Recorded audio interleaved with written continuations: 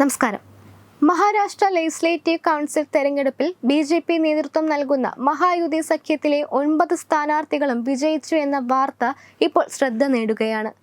മുഖ്യമന്ത്രി ഏകനാഥ് ഷിൻഡെയുടെ ശിവസേനയും ഉപമുഖ്യമന്ത്രി അജിത് പവാറിന്റെ എൻ.സി.പിയും ഉൾപ്പെടുന്ന സഖ്യമാണ് തെരഞ്ഞെടുപ്പിൽ 9 സീറ്റുകളുമായി മികച്ച വിജയം സ്വന്തമാക്കിയത്.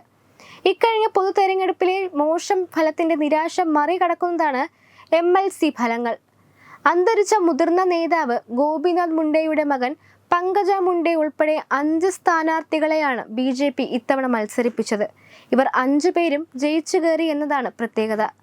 ഷിൻഡെ സേനയും അജിത് പവാറിന്റെ എൻ.സി.പിയും 2 പേരെ വീതം നാമനിർദ്ദേശം മത്സരിപ്പിച്ചിരുന്ന ഇവർ 4 പേരും ജയിച്ചു.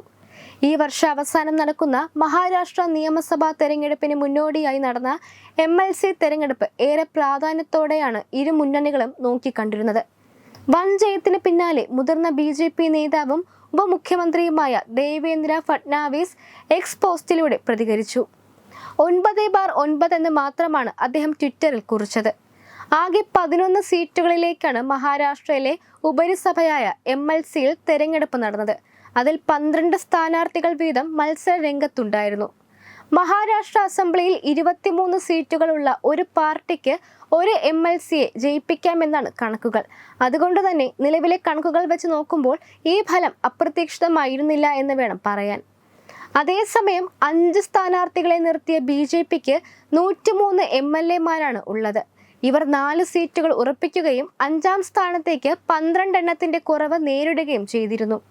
അത്തരത്തിൽ മത്സരിച്ച 9 സീറ്റുകളിൽ വിജയിക്കാൻ മഹായുതി സഖ്യത്തിന് 28 വോട്ടിന്റെ കുറവുണ്ടായിരുന്നു. എന്നിട്ടും അവർക്ക് 9 സീറ്റുകളും വിജയിക്കാനായി എന്നതാണ് പ്രത്യേകത.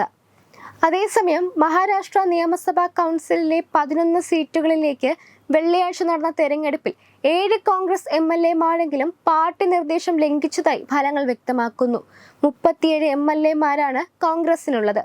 പാർട്ടിയുടെ സ്ഥാനാർത്ഥി പ്രജ്ഞാ സദവിന് 30 ഒന്നാം മുൻഗണന വോട്ടുകൾ നിശ്ചയിച്ചിരുന്നു.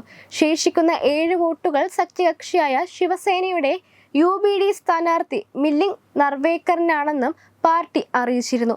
എന്നാൽ പ്രജ്ഞാ സദവിന് 25ഉം നർവേക്കറിന് 22ഉം ഒന്നാം മുൻഗണന വോട്ടുകളാണ് ലഭിച്ചത്. അതായത് 7 കോൺഗ്രസ് MLA-മാരെങ്കിലും ക്രോസ് വോട്ട് ചെയ്തിട്ടുണ്ടെന്ന് ഇതിൽ നിന്നും വ്യക്തമാകുന്നു. ബി.ജെ.പി., ശിവസേന, എൻ.സി.പി. എന്നിവ ഉൾപ്പെടുന്ന മഹായുതി സഖ്യം മത്സരിച്ച 9 സീറ്റുകളിലും വിജയിച്ചപ്പോൾ ശരത് പവാറിന്റെ നേതൃത്വത്തിലുള്ള എൻ.സി.പി. പിന്തുണച്ച പെസന്റ് ആൻഡ് വർക്കേഴ്സ് പാർട്ടിയുടെ ജയന്ത് പാട്ടീൽ ദയനീയമായി പരാജയപ്പെട്ടു. Web desk Tatwamayi news. Powered by Jyothis. Realising your dream home.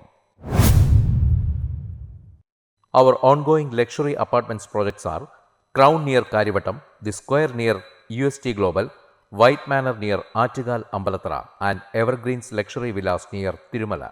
Call 90482 55599. Jyothis Building Promoters Private Limited, Thiruvananthapuram.